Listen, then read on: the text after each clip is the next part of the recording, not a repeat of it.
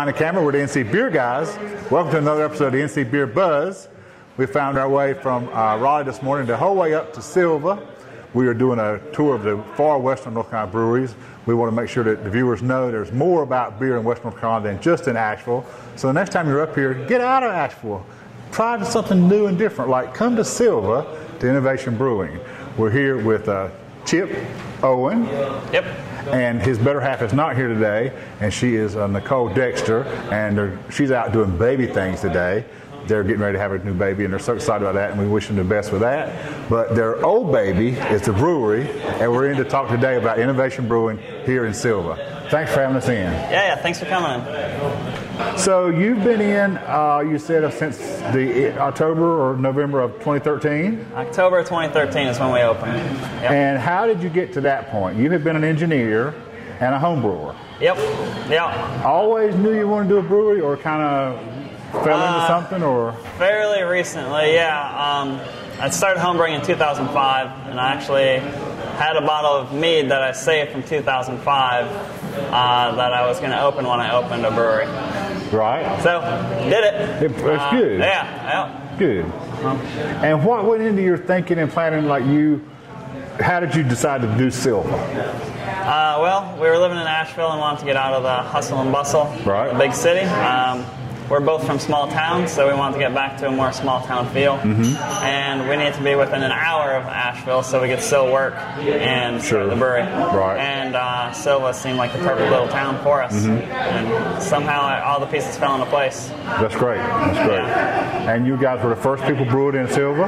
No, Heinzelmansion. Heinzelmansion, of course. They've been here for about 10 or 11 years now. Mm-hmm. I think 9 or 10 when we came in. Yeah. But you were welcomed, and it was no problem with the city, county ordinances. Everything was kind of smooth. Yeah, Heinzelmansion kind of paved the way for us. And Dieter and Cheryl, the owners of Heinzelmansion, have been very welcoming and great to be neighbors with. Right. So at Innovation, do we come to know a certain style of brew? Do you brew all over the styles, or? Yeah. We brew all. We've got 3 great representations here today. This is the Saison, the cucumber mint. Yep. And this is obviously beets. And look at that color, guys. This is beautiful. This is beet what? Tell us the rest. Beet and basil. Beet and basil. Yep. And then what are you drinking? That's a nut brown. Okay. And then we also usually have at least 2 or 3, if not more, IPAs on tap as well. And we have 32 beers on tap. And then with 3 hard ciders that are from local cideries, and then our homemade ginger ale. Okay. That we make with organic ginger. All right. As well. So you've got something for the non-alcohol people too. Yep. And the gluten-free for the ciders. Yeah. That's great. Good. And now tell us about the setup. What have you got? What are you brewing on? Well, currently we are in a 7-barrel brew house. We have 13 7-barrel fermenters. And then we've got 27 serving tanks in the basement, 6 sour aging stainless tanks, and also, I think, 14 barrels. Okay. So you use some barrel in too? Yep. Okay. Mm-hmm. And the tap room, obviously, we're in the tap room if I didn't say that, and we're facing onto a beautiful deck area. So there's outdoor space, there's indoor space. What are the hours for the tap room if somebody wants to come by and drink? 12 to 12. Every day? Every day. Pretty good. Yep. That's quite a commitment. Yeah. Has it been everything you thought it'd be? And more. And more. Especially the work. Of course, there's more work, always more work than people think. Yeah. And what kind of crew have you got here? I mean, it's not just you and Nicole. No, it's not. It started off with just us 2, but now we're up to 6 bartenders. We have 2 brewers and us now, and a salesperson. Okay. So, speaking of salesperson, where do people find Innovation Beer other than here? We are in Asheville. Okay. And we're in Waynesville, Franklin. We have some in Highlands, the Cashiers. Mm-hmm. All around. Basically, Hendersonville. And we're not packaging yet, so this is all draft. We do have 20-ounce bottles. Okay. Yep. All right. But those, I know we're in Appalachian Vintner in Asheville, and then 1 bottle shop here. Mm-hmm. But most of the bottles are for sale just in-house. Okay. Right. Just because we do have a very small bottler, and it's hard to keep up with that. Sure. So it's mostly find it at your local tap place and ask for it, and make sure you ask for innovation. That's right. And if they don't have it, tell them they should. Tell them they should. And to call Chip if they don't find it. Yeah, that's right. That's good. That's right. So what is the future for innovation? What do you think? What would you like to see it be, let's say, in another 3 or 5 years? I don't know. Okay. It's been a dream come true to get this far. We started off brewing 25 gallons at a time, and we stepped up to 3 barrel, and now it was just you, it was just you and Nicole, just doing it yourself. Yeah.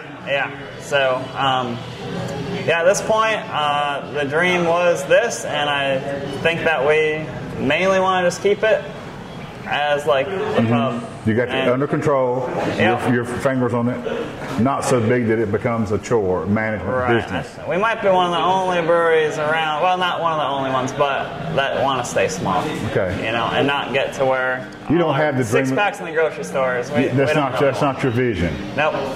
And why is that? What appeals to you about this versus being a bigger brand, let's say? We just like the small town feel.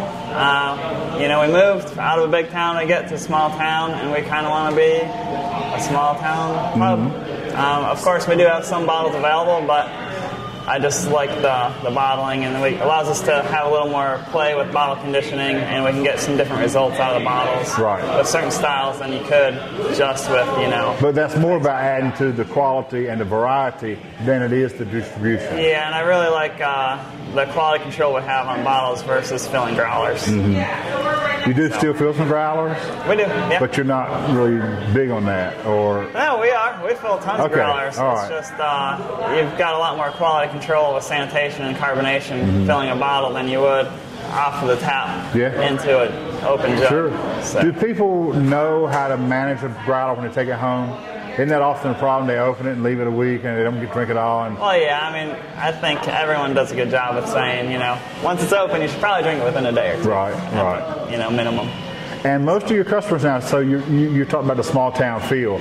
Most of the people that come in and patronize your shop, are they known to you? I noticed a tourist area too. We are, yeah. We do get a lot of tourism here, but we do have a lot of locals as well. And the university is only about 7 miles down the road. So the students at Western can come up, like Dave's daughter, hey Jesse, we're at Innovation because you want us to be at Innovation. When you come in next time, you tell Chip who you are. And do a lot of students get out here? Yeah. That's nice. That's good. Yep, students, faculty. And people generally know about craft beer when they come in the door, or is there some bringing them along on their discovery? Yeah, we got a wide variety of everyone. From what do you have close to Bud Light to, I want your sour. Okay. So do you try to keep something on tap that is, for lack of a better word, close to Bud Light, a gateway kind of? Yeah, we have a blonde ale that we brew and keep on all the time. It's kind of neutral. It starts them on their craft beer journey. Yep. Good. Yep, we do. Good. Yeah, we have a lot of mild beers, from super light, super malty to extremely hoppy, and then we've got our sour program going pretty strong right now too. So sours have come on strong everywhere. Yeah. Is that something that's a favorite of you to do? You like the originality? Yeah, they're my favorite to play around with and drink. So. Because there's so many options to do with a sour. Yeah, you can get a lot of different flavors and complexities. Whatever that word is. Too many of these, I guess. That's right.